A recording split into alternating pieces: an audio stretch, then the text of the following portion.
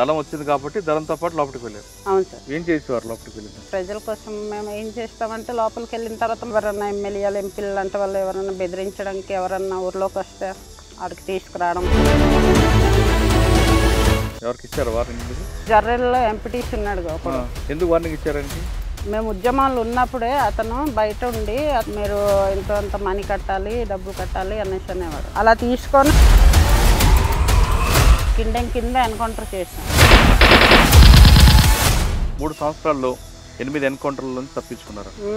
మీ కమ్మటి ఎలా చనిపోయారు రమణ? ఇలాగ ఎత్తు కొండ ఉంటుంది సార్. కొండ కింద వచ్చి ఇలా ఓపెన్ ప్లేస్ కింద నుంచి పైకి వెళ్ళిపోదామని కింద నుంచి ఎక్కుతున్నారు. మళ్ళీ కిందకు వచ్చి ఫైర్ చేశారు. గణపతి మాత్రమే ఆ దళం నుంచి బయటపడ్డాడు. మొత్తం అందరినీ కాల్చేశారు. వీళ్ళు సరెండర్ అయిపోతున్నామని చేతులు ఎత్తినా చనిపోయిన బాడీలను కూడా కాల్చేశారు. బాగా గుర్తున్నాయి. ఆకలితో ఉన్నవి ఎక్కువ ఉన్నాయి. పోలీసులు తిరిగిపోవడం బట్టి కొన్ని ఊరిళ్ళకి వెళ్ళకుండా ఉండడం బట్టి ఆకలితోనే అక్కడే అడవిలోనే ఉండడం.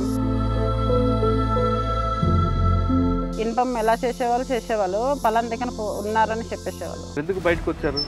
రాజశేఖర రెడ్డి అతను ఉన్నప్పుడు కావాలి 2006లో పేపర్ ప్రకటనలు ఇచ్చారు. బయటకు వచ్చేయండి, జనజీవనంలో కలిసిపోండి, మేము జాబ్ ఇస్తాము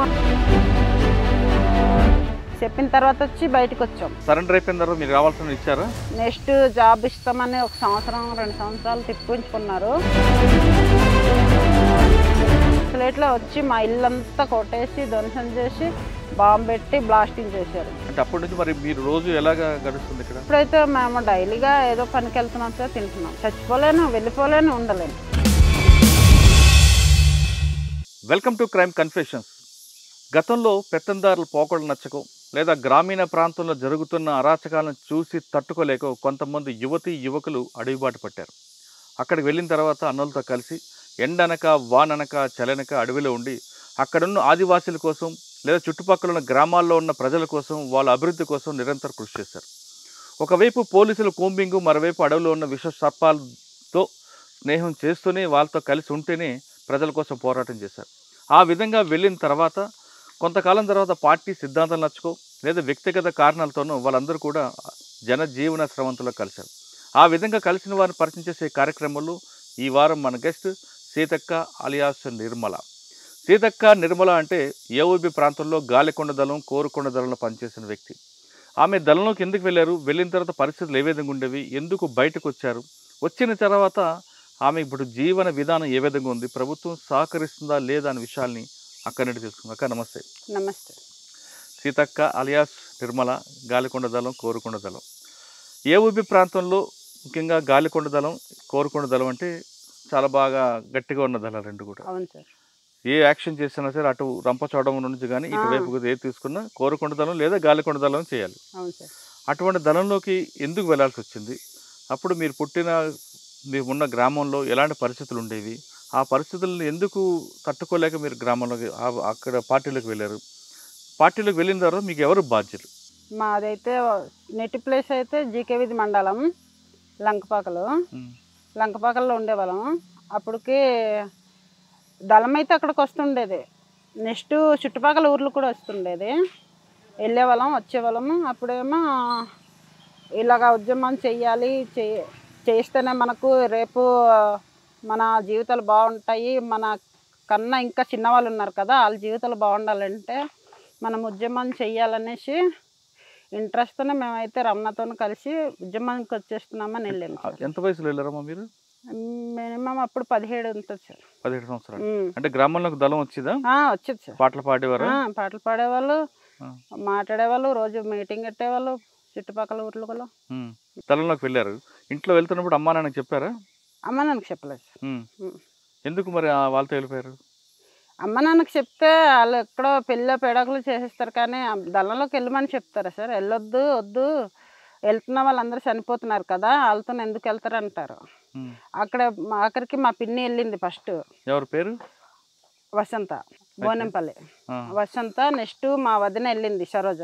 వాళ్ళు ఉన్నారు కదా, వాళ్ళు వెళ్ళిపోయారని వాళ్ళ అమ్మ వాళ్ళు బాధపడుతున్నారు. నెక్స్ట్ వాళ్ళు ఎందుకంటే మా అమ్మకి దగ్గర వాళ్ళు వాళ్ళు వెళ్ళిపోయారని వీళ్ళు బాధపడుతున్నారు. మళ్ళీ మేము చెప్పామంటే మాకు పంపించారు. మీరు వెళ్ళి ఉన్న టైంలో గ్రామాల్లో పరిస్థితులు ఎలాగుండేవా? రోడ్డు ఉండేదా? బస్సులు ఉండేవా? బస్సు అయితే ఉండేదా సార్, ఎందుకంటే భద్రాచలం రోడ్ కదా డైరెక్ట్. బస్సు అయితే ఉండేది, మెయిన్ రోడే కాబట్టి మాది లోకల్ కాదు, మెయిన్ రోడే కాబట్టి భద్రాచలం బస్సులు అయితే బోల్డ్ ఉండే. భద్రాచలం డొంకరాయి అటు హైదరాబాద్ బస్సు ఇలాగ ఉండేవి బస్సులు అయితే. కాకపోతే రోడ్డే చిన్నగా ఉండేది, అలాగే వెళ్ళేవి. అంటే అప్పుడు వాళ్ళు దళం వచ్చింది కాబట్టి దళంతో పాటు లోపలికి వెళ్ళారు. అవును సార్. ఎవరు దళం అప్పుడు సభ్యుడు ఎవరు ఉండేవారు? అది పద్మ, నెక్స్ట్ గణపతి, అనిత, శంకరు, వీళ్ళందరూ ఒక సభ్యులు. కుమారి కూడా ఉండేది. ఇంకొకటే ఈ కుమారి కాకుండా రవి వాళ్ళ ఆవిడ కాదు, ఇంకొకటి. లోపలికి వెళ్ళారు, ఏం చేసేవారు? లోపలికి వెళ్ళిన తర్వాత మొదటి రోజున ఏం చేశారు? ఉద్యమాల కోసం చేస్తాం సార్, ప్రజల కోసం. మేము ఏం చేస్తామంటే లోపలికి వెళ్ళిన తర్వాత మళ్ళీ ఇప్పుడు ఏదన్నా చెయ్యాలన్నది మనం ఇంకా కంప్లైంట్ చేసుకోవాలి కదా. దళంతో పాటు తిరిగేవారా? తిరిగేవాళ్ళం. ఏం చేసేవారు దళంతో పాటు తిరగడం అంటే? తిరగడం, ఎక్కడన్నా తినడం, ఉండడం, నెక్స్ట్ తిరగాలి. నెక్స్ట్ ఏమొచ్చి ఎక్కడన్నా తిండి తిప్పలు లేకపోయినా సరే అక్కడే పడుకోవాలి. రేపు ఏమన్నా జరిగిందంటే ఎవరన్నా ఎమ్మెల్యేలు ఎంపీలు అంటే వాళ్ళు ఎవరన్నా బెదిరించడానికి ఎవరన్నా ఊర్లోకి వస్తే వాడికి తీసుకురావడం, వార్నింగ్ ఇవ్వడం చేసేవాళ్ళం. అలా వార్నింగ్ ఇచ్చింది ఎవరున్నారు? ఎవరికి ఇచ్చారు వార్నింగ్ మీరు? జర్రెల్లో ఎంపీటీసీ ఉన్నాడు ఒకడు, అతని పేరు ఏదో తెలీదు, తర్వాత చంపేశారు. ఎందుకు వార్నింగ్ ఇచ్చారు ఆయనకి? ఇంతకుముందు అక్కడ మేము ఉద్యమాలు ఉన్నప్పుడే అతను బయట ఉండి, అతను సర్పంచ్, అప్పుడు సర్పంచ్ ప్రెసిడెంట్ ఏదో. అప్పుడేమో అతను డబ్బులు డొనేషన్ చేసేవాడు, మీకు ఇది తెప్పిస్తాను అది తెప్పిస్తాను, మీరు ఇంత మనీ కట్టాలి, డబ్బులు కట్టాలి అనేసి అనేవాడు. అలా తీసుకొని అతను జలసాలకి అతను వాడుకునేవాడు. మళ్ళీ డబ్బులు అయిపోయిందంటే మళ్ళీ ఊర్లోకి వస్తాడు, వచ్చి మళ్ళీ ఇంటింటికి 150 వండుకుంటాడు. నెక్స్ట్ కోళ్ళు కుక్కర్లు అన్నీ పట్టుకెళ్తాడు, వండుకొని తింటాడు, మళ్ళీ జలసా చేస్తాడు. అలా తిరిగేవాడు. పిలిచి వార్నింగ్ ఇచ్చారా? పిలిచి వార్నింగ్ ఇవ్వడం. వార్నింగ్ ఏమన్నాడు? లేదు నేను చెయ్యను, ఇంకా మీదట నేను చెయ్యను, ఏదో తెలియక తప్పు చేశాను, ఆ డబ్బులు నేను రిటర్న్ ఇచ్చేస్తాను వాళ్ళకి అన్నాడు. రిటర్న్ ఇచ్చేస్తాను అన్నాడు కానీ ఇవ్వలేదు. తీసుకున్న డబ్బులు ఎలాగ ఇస్తారు సార్, వాళ్ళ దగ్గర ఉండొద్దు ఆ డబ్బులు. మరి ఎందుకు చంపారు? తర్వాత అలా చేయడం వల్లే చంపేశాను సార్. అది వార్నింగ్ ఇస్తే అని మానుకోలేదు. చెయ్యనంటాడు, మళ్ళీ సీక్రెట్గా చేస్తాడు, చెప్పొద్దని చెప్తాడు. ఎవరెవరు మీతో పాటు ఎవరు ఉండేవారు? చాలా సభ్యులు రమణ ఉండేవారా? రమణ కమాండరు, వాళ్ళ ఆవిడ, నెక్స్ట్ శంకరు, గణపతి. రోజు ఏం చేసేవారమ్మ? దినచర్య ఎలా ఉండేది మీది? పొద్దున్న లేచి ఇక్కడన్నాను ఏదన్నా జరుగుతుంది, మామూలు గొడవలు, రాజకీయ తరగతులు వాటికి వెళ్ళారా? ఎప్పుడైనా చూసారా? లేచే గొడవలు ఏదైనా జరుగుతున్నాయి అంటే అక్కడికి వెళ్ళాలి, వాళ్ళతో మాట్లాడాలి. ఫైరింగ్ నేర్చుకున్నారు అక్కడ? నేర్చుకున్నాం సార్. ఎక్కడ ఫైరింగ్ అయితే ఇప్పుడు మీరు అన్నారు కదా వైరామరం, ఆ మండలంలోనే పెద్ద డెన్ ఉంటుంది, అక్కడ నేర్చుకున్నాం మేమంతా. ఎన్ని రోజులు నేర్చుకున్నారు? 3 నెలలు మొత్తం, ఒకే డెన్లో 3 నెలలు. తర్వాత అదే డెన్ మార్చేగా మళ్ళీ ఎన్కౌంటర్ జరిగింది. ఆ రోజు మా జరిగింది ఎన్కౌంటర్ అంటే డెన్లో ఉంటుండగానే ఇలా డౌన్లో ఉంటుంది, డౌన్లో ఉంటే పైనుంచి ఫైరింగ్ చేశారు. చేస్తే ఆ రోజు చాలా మందికి కూడా బట్టలు, బ్యాగులు, గన్నులు అన్నీ ఒగ్గేశారు. ఇలా పరిగెడుతుంటే నేను బేగ్ పట్టుకెళ్ళాను, కానీ బేగ్ పట్టుకొని వెళ్ళిపోయాను, కానీ షూ మర్చిపోయాను. కాలంతా రత్నం వచ్చేస్తుంది, ఒక పక్క ముళ్ళు, ఒక పక్క రక్కేసింది, ఒక పక్క తొక్కేసింది, గరులు దున్నేసి ఉన్నాయి ఫుల్లుగా. ఇదే టైం అప్పుడేమో నా పక్కనే నేను ఇలాగ వెళ్తున్నాను, నా పక్క నుంచే కైలాసం సార్ వస్తాడు, పక్కనే పడిపోయాడు, చనిపోయాడు, బుల్లెట్ తగిలేసింది. ఇలా తిరిగి చూసేసరికల్లా ఇంకా ఆడు కొట్టేసుకుంటున్నారు, నేను లేపే పరిస్థితిలో లేదు, ఓపెన్ ప్లేస్ మొత్తం. అతను చనిపోయారు. ఇంకా నేనే సగం దూరం దాకా వెళ్ళి బ్యాగ్ మొయ్యలేక నేను బ్యాగ్ పడేసాను. మిమ్మల్ని తీసుకువెళ్ళిన తర్వాత అక్కడ తుపాకులకు పట్టుకోకుండా బరువులు, బ్యాగులు మోయించడానికి తీసుకెళ్తారని పోలీసులు అంటుంటారు, వాస్తవం? లేదు సార్, ఎవరి దగ్గర జల మోసుకోవాలి, బట్టలు, షూ, ప్లేటు, గ్లాసులు. లోపల 3 సంవత్సరాలు ఉన్నా కదమ్మా, ఏ ప్రాంతంలో ప్రజలు కలిశారు? గ్రామీణ ప్రాంతాలకి వాళ్ళకి ఏం సహాయం చేశారు మీరు? సహాయం అంటే వాళ్ళకి ఏదంటే ఇప్పుడు హానికరంగా ఏదన్నా జరుగుతుంది అనుకో, అదైతే మేము కంపల్సరీగా న్యాయం చేస్తాం సార్. అలా మీకు బాగా గుర్తుండిపోయిన సంఘటన ఉందా అక్కడ అడవిలో? కిండింగు ఆ, ఏం జరిగింది అక్కడ? వాళ్ళకి ఇంతకుముందు ఆ ఊర్లో కుమారి అని ఒక అమ్మాయి ఉండేది. ఉమ్, ఆ అమ్మాయిని ఇంటికి ఇంటికి వచ్చిన తర్వాత పోలీసులు వచ్చి రోజు వేధించేవాళ్ళు. కానీ ఆ ఊరికి పోలీసులు రాకుండా గరికిబంద డెన్ నుంచి మొత్తం అడ్డుకొని చుట్టి మొత్తం కిండెం కింద ఎన్కౌంటర్ చేసాం. ఉమ్, ఉమ్, గట్టిగానే అప్పటి నుంచి ఆ ఊరికి ఇంకా పోలీసులు రావడం గట్రా చేయలేదు ఆ ఏరియాకి. ఉమ్, ఎందుకంటే బాగా లోయలు ఉండిపోయారు. కాకపోతే మేము కాల్చలేదు, పోలీసులు ఎక్కువ కాల్చారు బుల్లెట్లు. ఎందుకంటే మేము కాల్చిన బుల్లెట్లు అయిపోతాయి, ఖాళీ అయిపోతాయి. సరిగ్గా షూట్ చేయకపోతే బుల్లెట్ వేస్ట్ అయిపోతాయి. అందుకనేసి మేము కాల్చలేదు, వాళ్ళే కాల్చారు. ఇంకా అక్కడికి అటు నుంచి అటు వస్తే రాలేదు. ఇంకా మేము ఆ రోజు తిండిలే తిప్పలేదు. పైకి ఎక్కేసాం, మొత్తం అందరూ ఒక గోతులో వెళ్ళిపోయారు. ఉమ్. మేము పైకి ఎక్కేసిన తర్వాత నేను ఇంటి కిందకి వెళ్ళి ఊర్లో దాక్కున్నాను. మళ్ళీ ఊర్లో దాక్కున్నాను. మీరు ఇక్కడికి వచ్చారు కదా దళంలోకి, పోలీసులు మీ అమ్మగారు మీ అమ్మ నాన్న ఇంటికి వెళ్ళలేదా? మా అమ్మ నాన్న ఇంటికి కలిసారు, వెళ్ళలేదు. 3 సంవత్సరాల్లో 8 ఎన్కౌంటర్ల నుంచి తప్పించుకున్నారు. ఆ 8 ఎన్కౌంటర్లు చెప్పండి, ఒక్కొక్కటి మీకు బాగా గుర్తుండిపోయినవి. మా పక్కన కైలేసం చనిపోయింది ఒకటి సార్. నెక్స్ట్ కిండెంగిది ఒకటి. నెక్స్ట్ మా ఇప్పుడు ఈ చిత్రకొండ దగ్గర ఏదేదో ఊరు ఉంటుంది, ఎక్కజనబ దిగజనబ మొత్తానికి. ఆ దిగజనబ దగ్గర ఒక ఎన్కౌంటర్ జరిగింది, అక్కడ ఒకటి.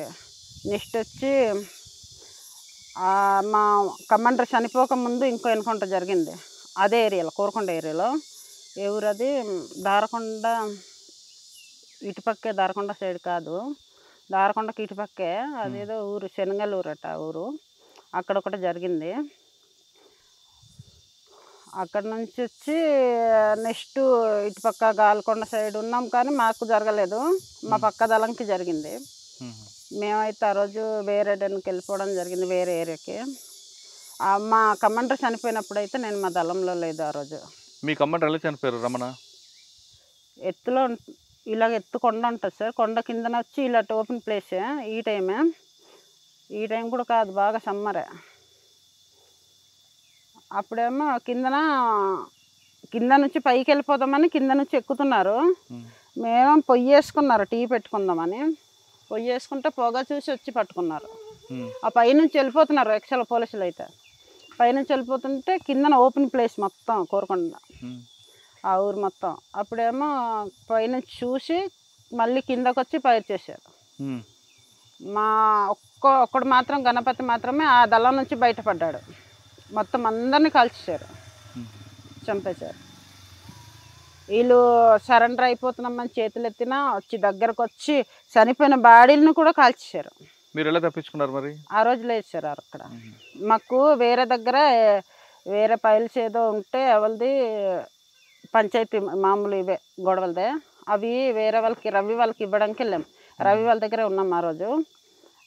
మేము కూడా అక్కడే ఉండవలసింది, లేకపోతే వాళ్ళకి ఇచ్చేసి సివిల్తో వెళ్ళాం మేమైతే. యాక్చువల్ అక్కడ ఇచ్చేసి రావాలి, వేరే ఊరికి కలుస్తాం మేము. యాక్చువల్గా ఆ ఊరి నుంచి వేరే ఊరికి అక్కడ వచ్చేసరికి దళం ఉంటుంది. దళ కమాండర్ చనిపోయారు కదా, మీ దళ కమాండర్ మరి అదే దళం ఉన్నారా, మారారా మీరు? అంటే మారిపోయాం సార్, రవి దగ్గరికి వెళ్ళిపోయాం. రవి, కరుణ. ఏ దళం అది? గాలికొండ దళం. గాలికొండ వాళ్ళ దగ్గరికి వెళ్ళిపోయాం. అక్కడ ఎంతకాలం చేశారు? అక్కడ ఉన్నాం సార్ 1 ఇయర్, అనిత వాళ్ళు చనిపోయిన తర్వాత. ఆ సంవత్సరంలో మీకు బాగా గుర్తుపోయిన సంగతి చెప్పండి. ప్రజలకు ఏం చేసాం, లేదంటే పోలీసులు ఏం చాలా తప్పించుకున్నాం? పోలీసుల నుంచి అయితే తప్పించుకున్నాం సార్. చాలా ఎన్కౌంటర్లు జరిగాయి. అప్పుడేమో అది ఎన్కౌంటర్లు జరగడం, తిండి తిప్పలు లేకపోవడం చాలా జరిగింది. ఎందుకంటే ఊర్లో ప్రజలు సపోర్ట్ మానేశారు, తర్వాత సపోర్ట్ చేయడం ఆపేశారు. ఎందుకంటే పోలీసులు వచ్చి ఇది తీసుకుపోయి జాబులు ఇస్తాము, అది ఇస్తాం అనేసి టౌన్లోకి తీసుకెళ్ళడం. మళ్ళీ వాళ్ళకి జాబులు ఇచ్చారో లేదో తెలియదు, కానీ వాళ్ళైతే వచ్చి మళ్ళీ రివర్స్ తిరిగిపోయారు. ఎందుకంటే పలానా దిక్కున ఉన్నారనేసి చెప్పమని చెప్పేవాళ్ళు కదా పోలీసులు. అప్పుడు పలానా చోటన ఉన్నారని చెప్పండి అనేసి ఊర్లో ఒక 2-3కి పోలీసులు సెట్ చేసేసుకున్నారు. కానీ మీరు 3 సంవత్సరాల్లో మీరు చేసిన అటాక్ చెప్పండి ఒకటేనా? రేవు కోటలు చేసాం. ఏం చేశారు? వాళ్ళు వస్తుండగానే డైరెక్ట్ కాపలా కాసి డెన్నేసి డైరెక్ట్ బాంబులు పెట్టాం. ఎవరు చనిపోయారు? పోలీసులు పోలీసులు చనిపోయారు సార్. ఎంతమంది? ఇంతమంది 6 మంది 7 మంది చనిపోయారు. మొత్తం చాలా దెబ్బలు తగిలింది. ఎందుకంటే దగ్గరకు వస్తే బ్లాస్టింగ్ అయ్యింది బాంబులు. కొన్ని బాంబులు బ్లాస్టింగ్ అవ్వలేదు. మీరు బ్లాస్ట్ చేశారు కదా, అక్కడి నుంచి ఎలాగా మీరు పారిపోయారు? మాకు మీద నుంచి ప్లేస్ ఉంది సార్, వాళ్ళు వెళ్ళడానికి రావడానికి అవ్వదు. అంటే మేము మీదన ఉన్నాము. 2 days కూర్చొని పోలీసులు వస్తారని తెలిసి అప్పుడేమో వస్తున్నారని తెలిసి ఇదే దారి నుంచి వెళ్తారనేసి బాంబులు పెట్టారు. అది కాకుండా ఇంకా బాగా గుర్తున్నాయా? ఇంకా గుర్తున్న సంఘటనలు అయితే ఆకలితో ఉన్నవి ఎక్కువ ఉన్నాయి. ఆకలితోనా? ఎలా అంటే కొన్ని టైంలో తర్వాత ఈ పోలీసులు తిరిగిపోవడం బట్టి కొన్ని ఊరిలోకి వెళ్ళకుండా ఉండడం బట్టి ఆకలితోనే అక్కడే అడవిలోనే ఉండడం. ఒక 2-3 ఊర్లో సెట్ చేసుకున్నారంటే ఇప్పుడైతే సిగ్నల్ లేదు, కానీ ఇప్పుడైతే సిగ్నల్ అయిపోయింది. అప్పుడు పోలీసులు డైరెక్ట్ పోలీసులకి ఇన్ఫామ్ ఎలా చేసేవాళ్ళు పలానా దగ్గర ఉన్నారని చెప్పేసేవాళ్ళు. డైరెక్ట్ తీసుకొచ్చి చూపించే వాళ్ళు కూడా ఉన్నారు సార్. అక్కడ ఇంకో ఊర్లో ఉంటుంది వర్ష, అలా డైరెక్ట్ పోలీసులకు తీసుకొచ్చి చూపించారు. ఆ ఊళ్ళోగానే తోలుకొని వచ్చినట్టు సౌండ్ చేసుకొని వచ్చారు. ఆ రోజు నేనే సెంటరే. ఈ ఆవులు తోలుకొస్తున్నారు అనుకున్నాను. ఆవులే తోలుకొస్తున్నారు. నేను ఇలాంటి చెట్టు దగ్గర ఉన్నాను.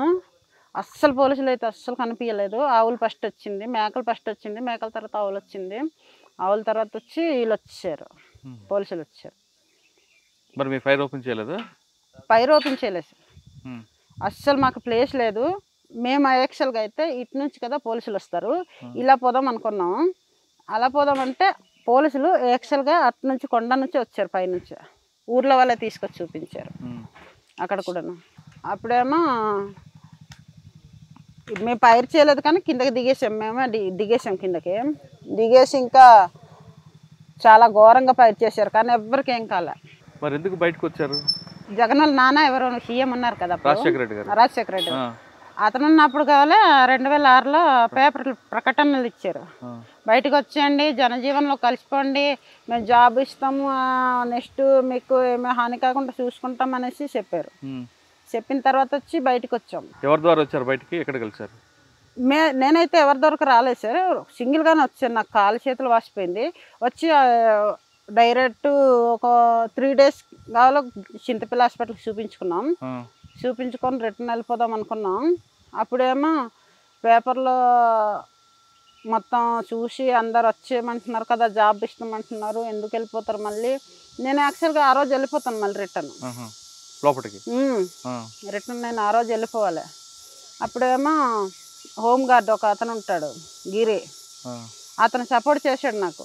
నువ్వు వచ్చేస్తానంటే జాబ్ ఇప్పిస్తాను, వచ్చేయరా అన్నాడు.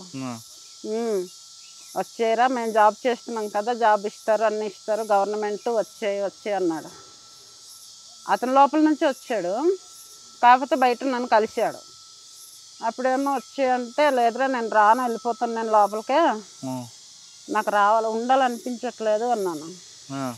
ఇక్కడ ఉంటే అలవాటు అవుతుందిరా, నువ్వు లోపల ఉన్నావు కదా, లోపల ఉండి మళ్ళీ బయటకు రాస్తే ఉండాలనిపించదు, అలాగే అనిపిస్తుంది, కొన్ని రోజులు, ఒక వారం రోజులు, 10 రోజులు ఇక్కడ ఉండాలనిపిస్తుంది అనేసి అన్నాడు. వచ్చేసారు మీరు బయటికి? మేము సరెండర్ అయిపోయాం సార్. వైజాగ్ ఎస్పీ ఆఫీస్ దగ్గర. అప్పుడు ఎవరో 2006లో వినీత్ సార్ ఎవరో ఉండేవాళ్ళు సార్, పేరు సరిగ్గా గుర్తులేదు. సరెండర్ అయిపోయిన తర్వాత మీరు రావాల్సిన ఇచ్చారా? రావాల్సింది 25,000 ఎంతో రివార్డ్ ఉందట సార్, మాకైతే ఏమి ఇవ్వలేదు. 5,000 క్యాష్ ఇచ్చారు, చెక్కు కాదు, క్యాష్ ఇచ్చారు. నెక్స్ట్ జాబ్ ఇస్తామని 1 సంవత్సరం 2 సంవత్సరాలు తిప్పించుకున్నారు. తిప్పించుకుంటే నిజంగా జాబ్ ఇచ్చారనేసి మళ్ళీ నక్సలైట్లో వచ్చి మా ఇల్లంతా కొట్టేసి ధ్వంసం చేసి బాంబు పెట్టి బ్లాస్టింగ్ చేశారు. ఎందుకంటే బయటికి వెళ్ళిపోయింది జాబ్ ఇస్తామనగానే అనేసి. జాబ్ చేయట్లేదు అన్న సంగతి తెలియదు. అప్పుడేమో వచ్చి బ్లాస్టింగ్ చేశారు, ఇల్లంతా పోయింది. అప్పుడేమో ఈ ఇంటికాడ ఉన్న సామాన్లు ఉంటాయి కదా, వండుకునేవి తినేవి, ఇవన్నీ చుట్టుపక్కల ఊర్ల వాళ్ళు మొత్తం పట్టుకుపోయారు. మీరు ఎక్కడున్నారు అప్పుడు? నేను పాడేరులో ఉన్నాను సార్. అప్పుడు పాడేరులోనే ఉన్నాను. అప్పుడు తర్వాత వెళ్ళి పోలీసులు కలిసారా? సార్ ఇల్లు పోయింది, నాకు పోయిందని కలిసాను సార్. అంటే ఏమన్నారు? చేద్దాము చూద్దాం అన్నారు. అంటే అప్పటి నుంచి మరి మీరు రోజు ఎలాగా గడుస్తుంది ఇక్కడ? ఇక్కడైతే ఇప్పుడైతే మేము డైలీగా ఏదో పనికి వెళ్తున్నాం సార్, తింటున్నాం అంతే. 2 పిల్లలు ఉన్నారు. ఇప్పుడైతే చచ్చిపోలేను, వెళ్ళిపోలేను, ఉండలేను. అది పరిస్థితి. చచ్చిపోవడం ఎందుకు? చచ్చిపోవాలంటే ఇప్పుడు పిల్లలు అడ్డొచ్చేస్తున్నారు. ఎందుకు చనిపోవాలంటా నేను? ఇక్కడ ఉండి కూడా వేస్టే కదా సార్. ఎందుకు ఇప్పుడు వేస్ట్? ఇద్దరు పిల్లలు ఉన్నారు కదమ్మా, వాళ్ళకి చూడాలి కదా నువ్వు. అవును సార్, వాళ్ళ కోసమైనా బతుకుతున్నాను, లేకపోతే ఆయన ఏం చచ్చిపోవచ్చు. చేస్తారు మీ వారు? మా ఆయన లేదు సార్, పచ్చకామర్లు వచ్చి నర్సీపట్నం కూడా చనిపోయారు. ఆయనకి హోంగార్డే. ఆహా. అతను కూడా హోంగార్డే. అప్పుడేమో మీ ఆయనకి జాబ్ ఇచ్చాము, నీకెందుకు ఇస్తామన్నారు. మా ఇద్దరు ఉద్యమాలు వచ్చినప్పుడు ఇద్దరికి మా ఆయన జాబ్ మా ఆయనకే ఉంటుంది, నా జాబ్ నాకే ఉంటుంది. నేను ఎన్ని దిక్కులు తిరిగినా నాకు అనవసరం, వాళ్ళకి అనవసరం. అప్పుడు నా జాబ్ నాకు ఇవ్వాలి. ఒకసారి వెనక్కి వెళ్దామా. అడవిలో మీకు ఆకలి వేస్తే ఏం తినేవారు? చింతపండు అవేనా లేదా ఇంకేం తినేవారు? చింతపండులో అయితే దొరుకుతాయి సార్, దొరకదు. మరి ఏం తినేవారు? కాకపోతే ఇవి ఉంటాయి కదా పల్లీలు వేపుకొని ఉండల్లాగా చేసుకోవడం, ఆకలి బాగా వేసినప్పుడు తినడం, ఒక 2 తినేసి నీళ్ళు తాగడం. అవి కూడా దొరకలేదు అనుకో అప్పుడు? అవి కూడా తాగినప్పుడు అయితే ఇంకా ఊట ఉంటుంది కదా, ఊట నీళ్ళే. అంటే వారానికి ఎన్ని రోజులు తినేవారు అక్కడ? వారానికి అయితే రోజు తింటాం సార్. యాక్చువల్గా అయితే వారానికి 2-3 డేస్ మాత్రంకే తిండి తిప్పలు ఒక్కొక్కసారి ఉండదు. ఊర్లో అందుబాటులో లేనప్పుడు, ఒకవేళ ఎన్కౌంటర్లు జరిగినప్పుడు కానీ బ్యాగులు జల్లేసుకున్నామంటే బ్యాగుల కాడ ఉంటుంది కానీ అన్నీ అస్సలు ఏం దొరకదు. అప్పుడు అనిపించింది ఎందుకు వచ్చారు అడవిలో? అస్సలు అనిపించదు సార్. ఎందుకు? ఎందుకంటే మాతో పాటు ఇంకా ఉన్నారు కదా సార్, వాళ్ళ దగ్గర ఉంటాయి కదా, వాళ్ళ దగ్గర ఎందుకు ఈ కష్టాలు అనిపించలేదు? అనిపించదు సార్. ఇప్పుడు ఆ కష్టం ముందు ఇప్పుడు పిల్లలతో అక్కడ బెటర్ సార్. ఇప్పుడు ఎంత కష్టపడినా అక్కడైతే ప్రజల కోసం కాబట్టి అనిపించదు. ఎందుకంటే ఇక్కడ అనుకో, ఇప్పుడు పెంచినా సరే, ఇప్పుడు నా 2 పిల్లలు తప్ప నేను వేరే వాళ్ళని ఎవరిని చూసుకోలేను, ఎవరి దగ్గర వెళ్ళి మాట్లాడలేను. కలిసి అధికారులు ఏమంటున్నారు? అధికారులు వచ్చి చేస్తాము, ఈరోజు రేపు చూస్తాము అంటున్నారు తప్ప చేయట్లేదు. నిర్మల అలియాస్ సీతక్క అడవిలోంచి బయటకు వచ్చారు. ఇక్కడ ప్రభుత్వం ఆదుకుంటారు అనుకున్నారు కానీ ప్రభుత్వం ఆదుకోలేదంటే ఆవిడ చెప్తున్నారు. ఆవిడకి కేవలం 2 పిల్లలకు సాకడానికే చాలా ఇబ్బంది పడుతున్నారు. కానీ ఆవిడకి సపోర్ట్ చేయడానికి పాడేరులో కొంతమంది మహిళలు కూడా ఉన్నారు. వాళ్ళతో మాట్లాడి ఆమెను ఏ విధంగా వాళ్ళు ఆదుకుంటున్నారు, ప్రభుత్వం నుంచి వాళ్ళకి ఏం కావాల విషయాల్ని వాళ్ళని అడిగి తెలుసుకుందాం. పాడేరులో ఇప్పుడున్న నిర్మల అలియాస్ సీతక్కకి ఏ విధంగా సహకరిస్తున్నారో, పాడేరులో ఇంకెంతమంది మాజీ మావోయిస్టులు ఉన్నారో, వాళ్ళ జీవన విధానం ఇలా ఏ విధంగా ఉంది, వాళ్ళకి ఏ విధంగా మహిళా సంఘాలు సపోర్ట్ చేస్తున్న విషయం అంతా మాట్లాడడానికి లతా కుమార్ గారితో పాటు రాణి ఉన్నారు. వాళ్ళని అడిగి తెలుసుకున్నారు. నమస్తే లతా కుమార్ గారు. ఇప్పుడు చాలామంది ఇక్కడ కనిపిస్తుంటారండి. ఒకప్పుడు మంచి మంచి ప్రాంతమే కానీ ఇక్కడ కొన్ని భావజాల ప్రభావంతో లోపలికి వెళ్ళారు. తర్వాత ఇప్పుడు బయటకు వచ్చారు. వచ్చిన తర్వాత ప్రభుత్వ పథకాలు అందట్లేదని కొంతమంది చెప్తున్నారు. ఆ విధంగా ఇప్పుడు నిర్మల అలియాస్ సీతక్కతో పాటు ఎంతమంది ఉన్నారు, వాళ్ళకి ఏ విధంగా మీరు సహకరిస్తున్నారు? నిర్మల గారితో ఒక 2-3 మాకు కొంచెం మంది కాంటాక్ట్లోకి వచ్చారు సార్. ఫస్ట్ ముందుకు వచ్చింది ఏంటంటే తనే సీతక్క గారే వచ్చారు. వచ్చి నాకు ఇలాగా ఇన్ని సంవత్సరాలుగా నేను దళంలో పనిచేసి చాలా రోజులుగా మేము వెనకబడిపోయాం, ఇప్పుడు తినడానికి కూడా ఉండడానికి కూడా ఏమీ లేదు, నాకు 2 పిల్లలు ఉన్నారని రాణి అక్క దగ్గరికి వెళ్ళారు. రాణి అక్క దగ్గరికి వెళ్ళగానే తను ఒక పేపర్ స్టేట్మెంట్ అన్నది ఇప్పించింది. ఫస్ట్ పేపర్ స్టేట్మెంట్ అన్నది ఇప్పించి ఇలా వెనకబడిపోయారు, దళం నుండి బయటకు వచ్చారు, కనీసం తినడానికి ఉండడానికి కూడా ఏమీ సహకరించలేదు ప్రభుత్వం అని చెప్పి తన పేపర్ స్టేట్మెంట్ ద్వారా చాలా సంవత్సరాల తర్వాత వెలుగులోకి వచ్చింది సార్. అందుకే తనకు ఒక ఉండడానికి కానీ తినడానికి కానీ ప్రభుత్వం సహకరించాలని చెప్పి మేము పోరాడుతున్నాం. రాణి గారు చెప్పమ్మా, మీరు సీనియర్ ఇందులో. ఇక్కడ ఇటువంటి అమాయక మహిళలు ఆదివాసులు ఎంతమంది ఉండొచ్చు ఇక్కడ? చాలామంది ఉత్తరాంధ్ర అంటేనే ఉద్యమాలకు పుట్టినిల్లు, మీకు తెలుసు. అందులో అల్లూరి సీతారామరాజు జిల్లా అంటే అల్లూరి స్ఫూర్తితోని ఎంతోమంది ఉద్యమకారులు ఇక్కడ పుట్టినటువంటి పరిస్థితి మీరు చూస్తున్నారు. అలాగే ప్రత్యేకంగా చెప్పాలంటే ఇది మావోయిస్ట్ ప్రభావిత ప్రాంతం. ఇక్కడ ఉన్నటువంటి లేదు, అలా అనుకోవడానికి కూడా ఏం లేదు. ఉద్యమాలు అన్నవి ఎప్పుడు కూడా ఆగవు. మా ప్రజల మనసుల్లో భావజాలం అన్నది ఎవరు కూడా చంపలేరు దాన్ని, అలాగని నా అభిప్రాయం. కాబట్టి ఎంతోమంది త్యాగాల ఫలితం ఇప్పుడు ఇలాంటి వాళ్ళు ఇక్కడ ఉన్నటువంటి అణచివేత కానీ, దోపిడీ వ్యవస్థ కానీ, దీనికి వ్యతిరేకంగా అడవులు బాటు పట్టినటువంటి సీతక్క లాంటి వ్యక్తులు ఇంకొంతమంది ఉన్నారు. అయితే ఇప్పుడు నా అభిప్రాయం ఏంటంటే వీళ్ళు పట్టుబడవచ్చు, స్వచ్ఛందంగా లొంగిపోవచ్చు. నేనేం మాట్లాడుతున్నానంటే ఇప్పుడు ఏదైతే ప్రభుత్వం కానీ పోలీస్ యంత్రాంగం కానీ వాళ్ళు ఇచ్చినటువంటి హామీలు ఏవైతే ఉన్నాయో, ఇప్పుడు వీళ్ళు చేసినటువంటి త్యాగాలను గుర్తించి బయటకు వచ్చిన తర్వాత వీళ్ళని ఆదుకోకపోవడం వల్ల తిరిగి మళ్ళీ ఉద్యమం వైపు ఆకర్షితులు అవడానికి దాదాపుగా అవకాశం ఉండొచ్చు కదా. ఎందుకనంటే ఇప్పుడు వాళ్ళ స్థితిగతుల మీద ఖచ్చితంగా ప్రభుత్వం అన్నది ఎప్పటికప్పుడు తెలుసుకోవాలి, వాళ్ళ స్థితిగతుల మీద ఖచ్చితంగా స్పందించాలి. అయితే గతంలో ఉన్నటువంటి జిల్లా కలెక్టర్ గారు ఎవరైతే ఉన్నారో సీతక్క గారు, కామ్రేడ్ సీతక్క గారు నా దగ్గరికి రావడం జరిగింది. మరి మేమేంటంటే గతంలో ఉన్నటువంటి జిల్లా కలెక్టర్ సుమితి గారిని కలవడం జరిగింది. అక్కగారికి ప్లేస్ కూడా ఇవ్వడం జరిగింది. అది అనివార్య కారణాల వల్ల చిన్న సమస్యలో ఉంది. అయితే ప్రస్తుతం ఉన్నటువంటి జిల్లా కలెక్టర్ గారిని కలిసాము. ఈ లోపల ఎలక్షన్ రావడం, ఎలక్షన్ కోడ్, దీనివల్ల ఏంటంటే మళ్ళీ మేము మాట్లాడలేకపోయాము. నేను అదే బాధపడుతున్నాను. ఎందుకంటే ఇప్పుడు ఉత్తరాంధ్రలోని ఇటువంటి ఉద్యమకారులు పుట్టడం మనం చేసుకున్న అదృష్టం. ఇటువంటి వాళ్ళని ప్రభుత్వం ఆదుకోకపోవడం దురదృష్టం. కాదమ్మా, ఇక్కడ ప్రభుత్వం చాలా పథకాలు తీసుకొస్తుంది. ఇక్కడున్న ప్రజలు ఎవరు కూడా ఆ భావజాలం వైపు తిరగకుండా ఉండడానికి కొత్త కొత్త పథకాలు తీసుకొస్తున్నాం. యువతకి ఉద్యోగాలు ఇప్పిస్తున్నాం. మహిళలకి వాళ్ళ మీద వాళ్ళ కాళ్ళ మీద వాళ్ళు నిలబడడానికి అనేక కార్యక్రమాలు చేపడుతున్నామని ప్రభుత్వ అధికారులు చెప్తున్నారు. మరి మీరు చెప్తుంది దానికి వ్యతిరేకంగా అనిపిస్తుంది. ఎక్కడ అమలు జరగలేదు కదండి. అమలు జరిగితే దానికి ఉదాహరణ సీతక్క కదా. ఇంకా చాలామంది 2-3 ఉన్నారు. 2-3 కాదు, ఇంకా ఉంటారు. ఒక 10 మంది వరకు అల్లూరు సీతారామరాజు జిల్లాలోని ఇటువంటి పరిస్థితిలో ఉన్న వాళ్ళు ఉన్నారు. అది ఎక్కడుంది? అంటే ఇవన్నీ కూడా పేపర్ మీద ఉన్నాయంటారా? అంతే కదా, చూపించాలి కదా. ఇప్పుడు తిన విషయంలోనే చూపించండి. కనీసం ఒక ఉద్యోగం కానీ, ఒక ఇల్లు కానీ, మహిళలకు అవకాశాలు కానీ ఎక్కడున్నాయండి? అవి మాటల్లోనే తప్ప. మరి కుటుంబ పోషణ చేస్తున్నారు. అదే నేను చెప్తున్నాను. ఇప్పుడు వారి స్థితిగతుల మీద వాళ్ళు ఎప్పటికప్పుడు పరిశీలన చెయ్యాలి. కూలి పని చేసుకొని బ్రతుకుతున్నటువంటి పరిస్థితి అండి, ఇది బాధాకరం కదా. అంటే ఏం చేస్తే ఇక్కడున్న ప్రజలు, ఇక్కడున్న యువత అని అటుపై వెళ్ళకుండా ఉంటారు? ఉద్యోగ అవకాశాలు కల్పించాలండి. ఇప్పుడు ఉద్యోగ అవకాశాలు లేనప్పుడు మాత్రమే, ఉపాధి అవకాశాలు లేనప్పుడు మాత్రమే యువత ఉద్యమాల బాట పడుతున్నారు. ఆ ఉద్యోగ అవకాశాలు, ఉపాధి అవకాశాలు ప్రభుత్వం కల్పిస్తే ఉద్యమాల బాట ఎందుకు పడతారండి? అంటే ఉద్యోగాలు కల్పించినా మరి కొంతమంది కావాలనే యువతని అటువైపు తీసుకువెళ్ళడానికి ఆ భావజాలను రుద్దుతున్నారు అన్నది పోలీసుల వాదన. అలా ఎందుకుంటుంది సార్? ఇక్కడ ఉన్నటువంటి దోపిడీ వ్యవస్థ, దౌర్జన్యాలు, అవినీతి, అక్రమాలు ఇవన్నీ ఉంటాయి కదా సార్ సమాజంలో. దానికి వ్యతిరేకంగా కూడా యువత ఖచ్చితంగా ఉద్యమం వైపు ఆకర్షింపబడవచ్చు. అంటే ఇప్పుడు ఇటువంటి సమస్య మరొకసారి రాకుండా, అంటే గతంలో మీరు అన్నట్లుగా ఏఓబి, పాడేరు, అరకు ఈ ప్రాంతం అంతా కూడా మావోయిస్ట్ పార్టీకి పెట్టిన కోట. ఇప్పుడు క్రమేపీ ప్రజల నుంచి పార్టీ దూరం అయింది. అంటే ప్రజలకి పార్టీకి మధ్యన గ్యాప్ వచ్చింది. ఇప్పుడు ఇక్కడెక్కడ లేదు కాబట్టి మరొకసారి ఆ ఉద్యమం ఇటువైపు రాకుండా ఉండి ఈ పాడేరు, అరకు అంటే ఏఓబి ప్రాంతం ప్రశాంతంగా ఉండి ఒక మంచి పర్యాటక కేంద్రంగా ఉండి ఇక్కడున్న యువత అందరికీ ఉద్యోగాలు రావాలి, మంచి ప్రశాంత వాతావరణం రావాలంటే మీరు ఇచ్చే సలహా ఏంటి ప్రభుత్వం?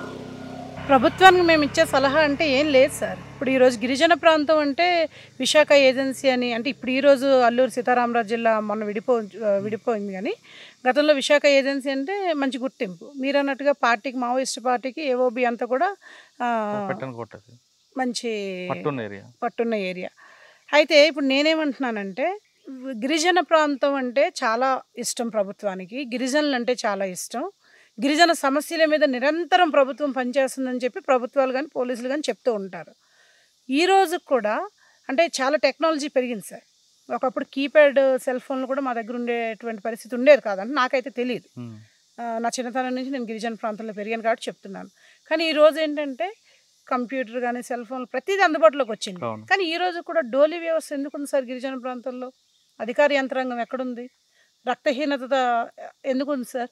రక్తహీనతతో వందలాది మంది విద్యార్థులు చనిపోతున్నటువంటి పరిస్థితి ఈరోజు కూడా గిరిజన ప్రాంతంలోని మనం చూస్తున్నాం. మేము రోజు ఉద్యమాలను ఈరోజు కూడా అడవుల్లో కాకపోయినా ఊర్లో అన్నా కూడా ఉద్యమాలు ఖచ్చితంగా కొనసాగుతున్నాయి. డోలీ వ్యవస్థ ఎందుకు నిర్మూలన చేయలేకపోయారు? దీని మీద ఎందుకు ఒక కమిటీ వేయలేకపోయారు? ఏం చేస్తే బాగుంటుంది అంటారు? అదే సార్, ఇటువంటివన్నీ కూడా ఏదైతే ఇక్కడ వెనుకబాటుతనం ఉందో దీని మీద ప్రభుత్వం ఒక కమిటీని వేయాలి. గిరిజన ప్రాంతం మీద ప్రత్యేక దృష్టి ఉంది, మా గిరిజనులు అంటే అభిమానం అంటున్నారు కదా, మరి ఎందుకు గిరిజన హక్కులు కానీ గిరిజన చట్టాలను కానీ ప్రభుత్వం కాపాడలేకపోతుంది? ప్రజలకు సౌకర్యాలు కల్పించలేకపోతుంది? అంటే అవన్నీ చేస్తే ఖచ్చితంగా విద్య, వైద్యం కూడా చాలా ప్రాధాన్యం సార్. అవన్నీ చేస్తే యువత అటువైపు వెళ్లకుండా ఉంటుంది అంటారా? దాదాపుగా ఉండొచ్చేమో. అంటే ఇవన్నీ సదుపాయాలు పెట్టిన తర్వాత కూడా అటువైపు వెళ్తారంటారా, వెళ్ళకుండా ఉంటారా? వెళ్తే వెళ్ళొచ్చు సార్. ఇప్పుడు భావజాలాన్ని ఎవరు ఆపలేరు కదా సార్. ఓకే, ఇంకొక విషయం, గిరిజన ప్రాంతంలో కుటుంబ నియంత్రణ తీసుకొచ్చి మగవారికి ఎక్కువగా కుటుంబ నియంత్రణ చేపిస్తున్నారు కొంతమంది పోలీసులు. దానివల్ల జరిగే పరిణామాలు మంచి అంటారా, చెడు అంటారా? నాకైతే అది చెడుగానే అనిపిస్తుంది సార్. అవసరం లేదు కదా ఇదంతా, అది మీకే తెలియాలి.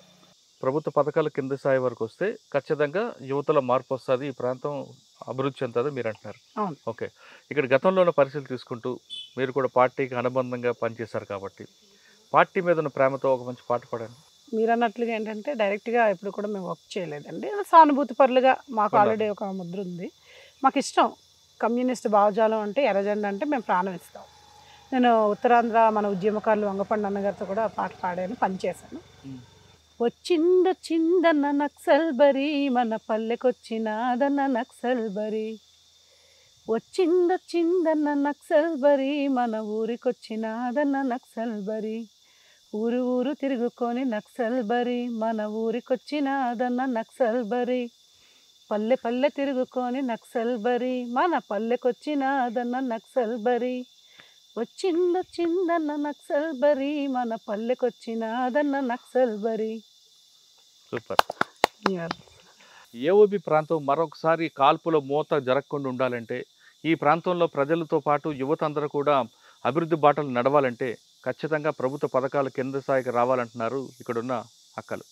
వీళ్ళు చెప్తున్నట్లుగా కేవలం పేపర్ మీద ప్రకటన కాకుండా కింద స్థాయికి వచ్చి ఎప్పటికప్పుడు వాళ్ళు మార్పు తీసుకొస్తే ఖచ్చితంగా వాళ్ళందరూ కూడా ప్రభుత్వానికి అనుకూలంగా వెళ్ళే అవకాశం కనిపిస్తుంది. ఇప్పుడు మన పక్కనున్న మాజీ అక్కకు చూస్తుంటే 2006లో ఆమె లొంగిపోయిన ఇంతవరకు ఆవిడ రావాల్సిన పథకాలు రాలేదు కాబట్టి ఇటువంటి వాళ్ళకి ఒక్కోసారి జీవితం మీద విరక్తి పట్టి తిరిగి అడవి వాడు పట్టడానికి ప్రయత్నం చేస్తారు. అటువంటి సంఘటనలు తిరిగి జరగకుండా ఉండాలంటే ఇప్పటికి ఉన్న అధికారులు ఖచ్చితంగా వాళ్ళకి కావాల్సిన డెవలప్మెంట్స్ అన్ని ఇవ్వాలి, ప్రభుత్వ పథకాలు కింద స్థాయికి రావాలి, ఎప్పటికప్పుడు మానిటరింగ్ చేస్తుంటే ఇకపై రాబోయే కాలంలో పాడేరు కానీ అల్లూరు సీతారామరాజు జిల్లా ఖచ్చితంగా అభివృద్ధికి దగ్గరగా ఉంటుంది, పర్యాటక ప్రాంతంగా ఉంటుందంటూ వీళ్ళు చెప్తున్నారు.